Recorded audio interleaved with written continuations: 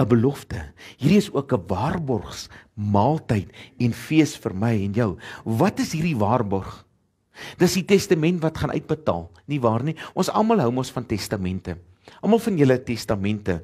Ek sê mos altyd, weet jy, wanneer die kar my vrou so net mis in die straat, sê ek, amper het my polis uitbetaal. Amper het ek bly geword. Kon vandag 'n ryk man gewees het. Baie geld, min probleme. Nee, ek maak 'n grap, ek is baie lief vir my vrou. Hierdie tafel is 'n tafel van waarborg.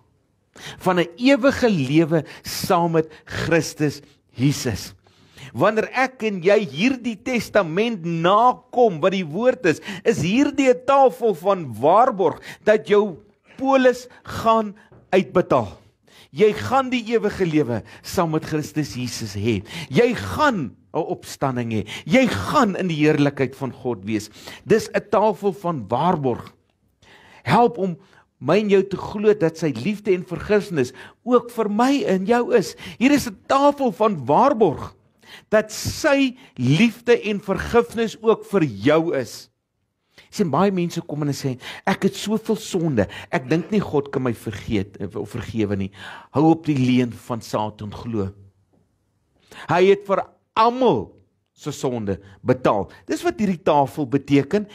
Alle sondes van die mensdom is daardie dag vereffen. Sê vir die persoon langs jou, alle sondes van die mensdom is op daardie dag vereffen, insluit in myne. Insluit in myne.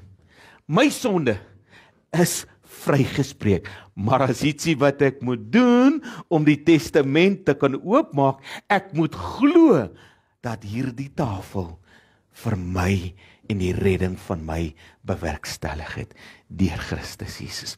Johannes 14 vers 6, ek is die weg, die waarheid en die lewe.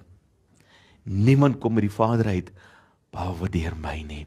En hy het daardie deur oopgemaak die dag op Golgotha vir my en jou.